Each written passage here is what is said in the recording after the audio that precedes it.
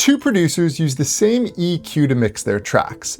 Now fast forward, one of them ends up with clean, confident mixes, while the other, the more they tweak, the more their mix falls apart. In this video, I'm going to show you the step that most producers skip when it comes to EQ, and why it quietly creates almost every mix problem that follows. EQ does two very different jobs, and most producers don't understand when those jobs begin to overlap. When that happens, every mix decision starts undoing the sounds that you originally liked.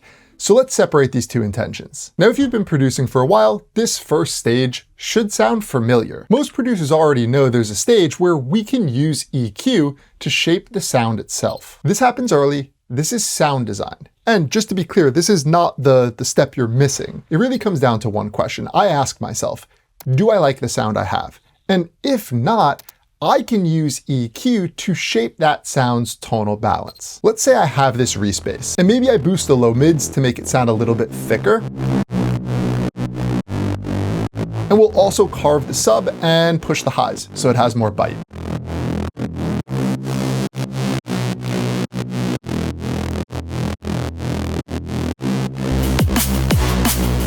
And remember, I just made these moves not because of anything else in the song, but because that's the character and sound I want from my bass. So let's move on to the second way we use EQ.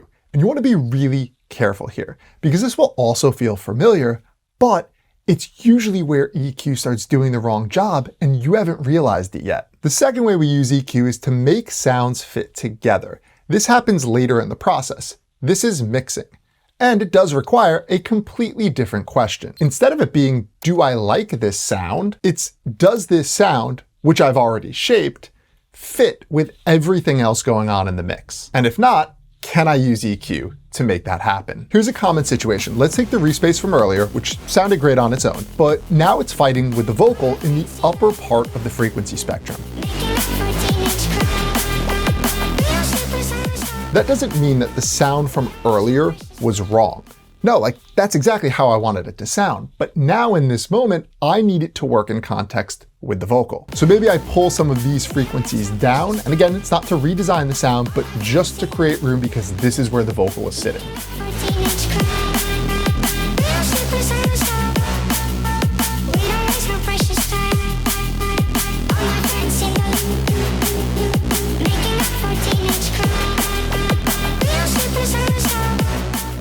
All right, now it's time. Here's where most EQ problems actually come from.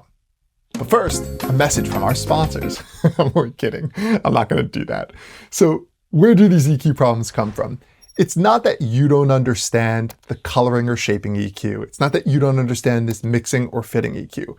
You're probably using both of these. But the problem is you're doing both of these in one EQ, one single EQ plugin. And most producers don't intentionally choose that. Let me show you what this looks like. This bass sounds exactly how I want it thanks to my coloring EQ. Now I bring the vocal in and yeah, they're fighting just like before. So I pull down some of the upper mids to make room for the vocal. Cool, that works. But now listen to the bass again.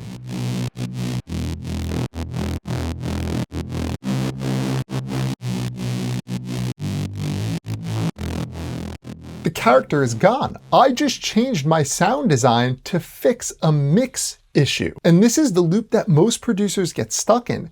Every time your mix changes, your sounds change with it. So the longer you mix, the further you get from that original sound you loved. The fix is simple. Separate the intentions. Use multiple EQs. So EQ number 1, this would be me shaping my sound.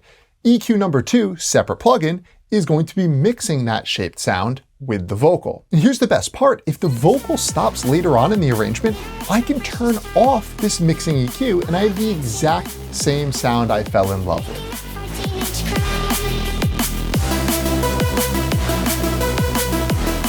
This is why so many mixes feel like they're moving backwards. It's not that the mix is getting worse, it's just every new mix decision is rewriting your sounds. Once you separate sound design decisions from mix decisions, EQ stops feeling frustrating and starts feeling predictable. If you found this one helpful, do me a favor, hit that subscribe button. We are super close to 100K. And there's still so many of you that watch these videos and haven't clicked the subscribe. Also, if you ever want to work directly with us and join the most badass group of producers in the world, I will put a pinned comment below.